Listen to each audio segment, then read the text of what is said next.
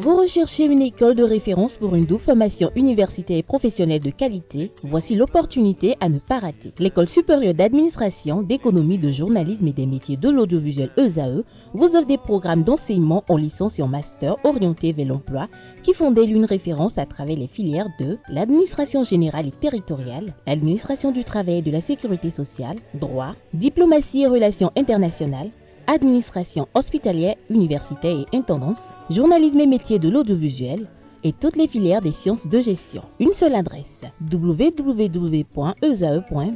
Rendez-vous dès maintenant sur nos campus ESAE Bedjromende au numéro 90 93 65 21 ou au numéro 98 98 14 00. Paracourt sur le numéro 52 46 12 12. Aboumé-Calavi au numéro 52 88 44 44. Akpata au numéro 52 88 33 33. ESAE, l'excellence a un nom.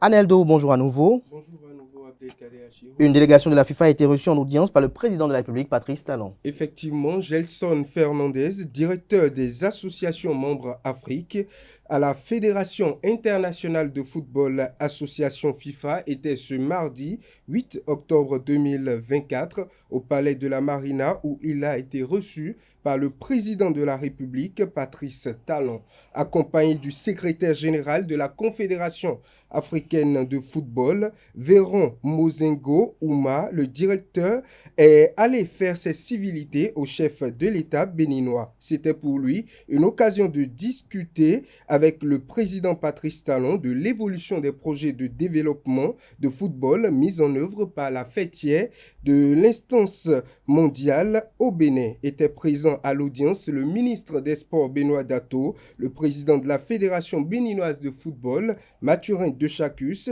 et Jean-Marc Adjovi Boko, conseiller technique du ministre des Sports. Une forte délégation des sportifs aux côtés du chef de l'État qui témoigne de la bonne santé des relations entre le Bénin et l'instance fêtière du football mondial, la Fédération internationale de football association, la FIFA.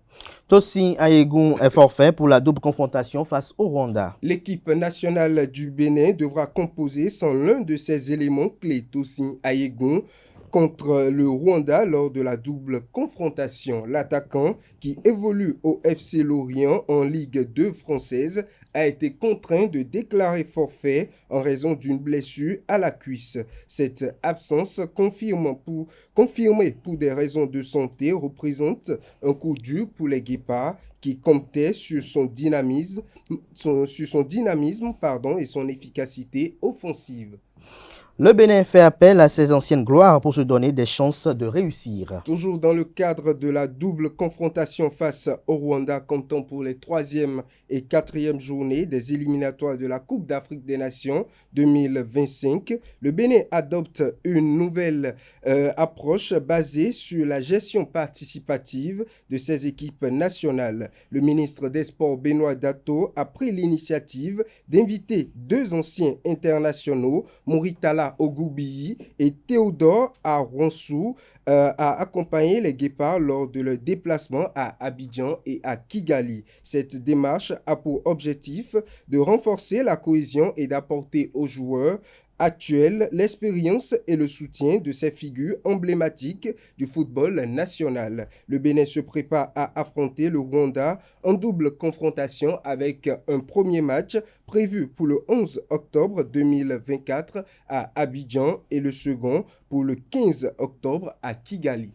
La situation entre Chancel Mbemba et Marseille se complique. Effectivement, la situation entre Chancel Mbemba et l'Olympique de Marseille continue de se dégrader. Le défenseur congolais, mis à l'écart depuis l'été dernier en raison de son refus de quitter le club, fait face à une nouvelle série de tensions. Récemment, Mbemba s'est vu infliger une retenue sur salaire après avoir refusé de se soumettre à un contrôle médical concernant son genou. Selon les informations, l'ancien joueur de Porto a décidé de ne pas rester sur ce dossier, de ne pas rester silencieux, sur ce dossier en raison à la position adoptée par le club. Memba a saisi la commission juridique de la Ligue de football professionnel afin de faire réévaluer sa situation contractuelle.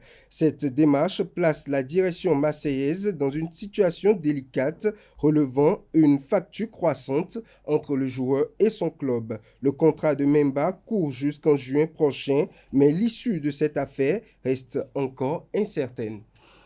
Merci à vous, Analo, pour cette présentation de l'actualité sportive. Chers amis internautes, à présent, on appelle en plateau Francis Fahmi et Atifor Lafa pour la définition du jour et des trucs et astuces.